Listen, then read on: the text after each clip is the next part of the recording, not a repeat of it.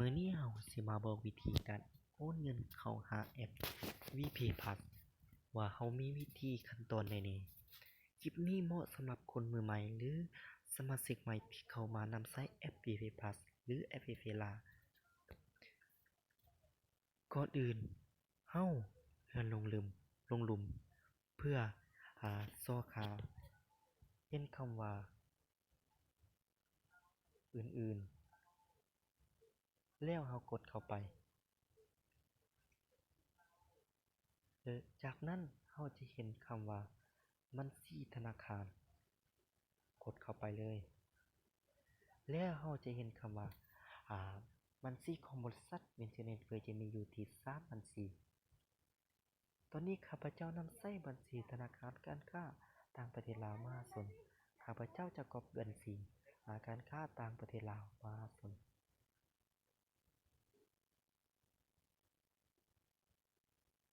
จากนั้นเราเข้าหาแอป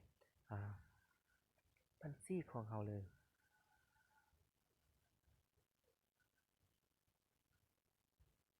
แล้วเราโอน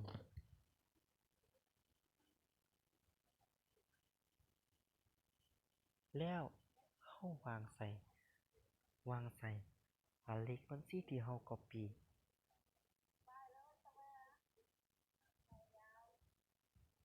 นี่แม่นเลขบัญชีต้นทางและปลายทางข้าพเจ้าจะโอนเงิน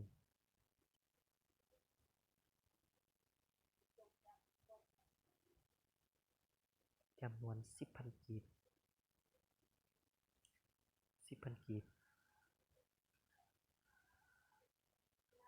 แล้วขั้นตอนนี้ให้ไปเอา ID ของเราในแอป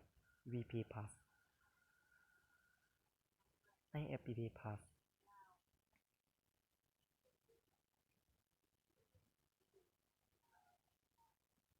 ID ของเราให้ทุกคนห้ามลืมและให้ทุกคน Copy ID ของเราใส่คำอธิบายเพื่อบ่ให้ผิดพลาดในการแจ้งสั่งซื้อ Point ของเรา Copy ID เลยจากนั้นเข้าหาแอปบัญชีของเรา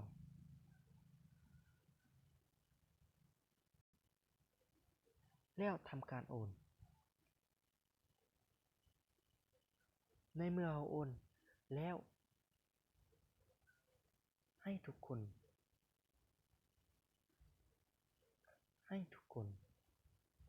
เข้าในการเคลื่อนไหว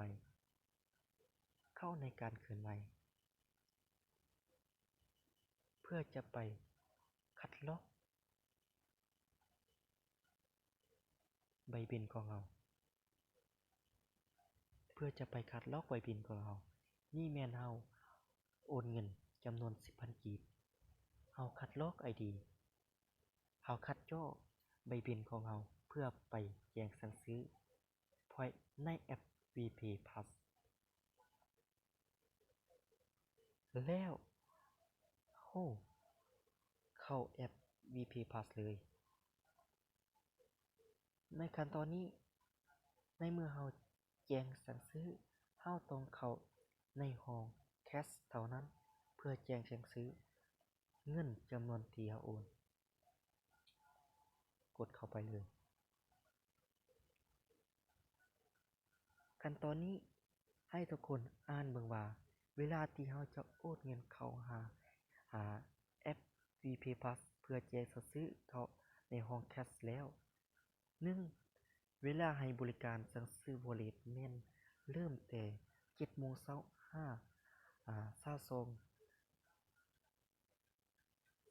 โมงครึ่งตอนแลง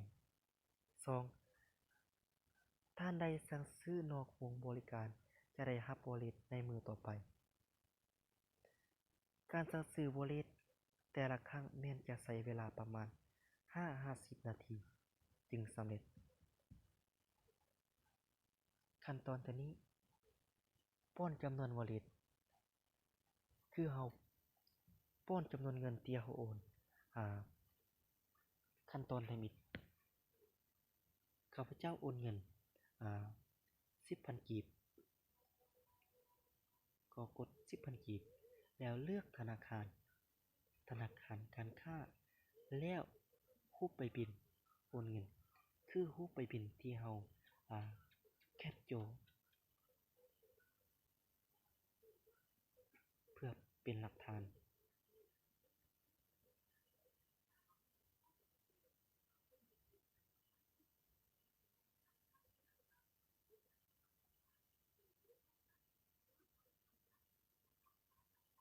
แล้วเราแจ้งสั่งซื้อเลยแจ้งสั่งซื้อ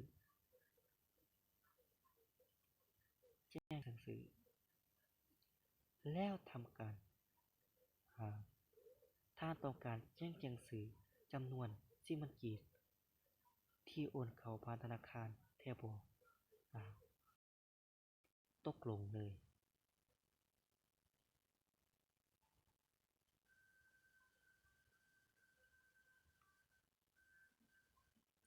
โอเคตอนนี้ได้มีการแจ้งสั่งซื้อ Wallet สำเร็จแล้วต่อไปแม่นการรอท่า5 นาทีหรือ10 นาที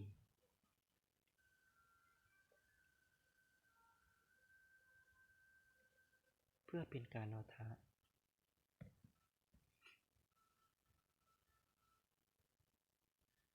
หรือเราสามารถเข้าไปเบิ่งประวัติการสั่งซื้อของเราได้เลยประวัติการสั่งซื้อของเรา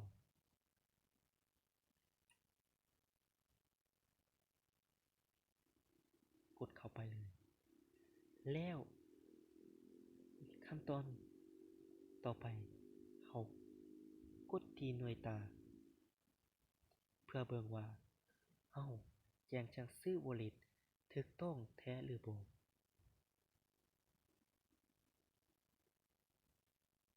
โอเคตอนนี้ทางบริษัทกำลังตรวจสอบว่าเราแจ้งสั่งซื้อถูกต้องแท้หรือบ่ขั้นตอนต่อไปทำการรอท่า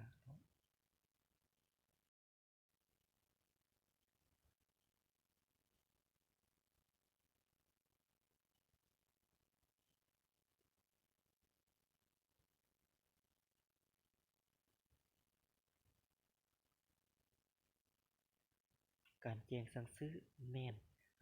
สำเร็จเสร็จสิ้นแล้วคลิปนี้จบเพียงเท่านี้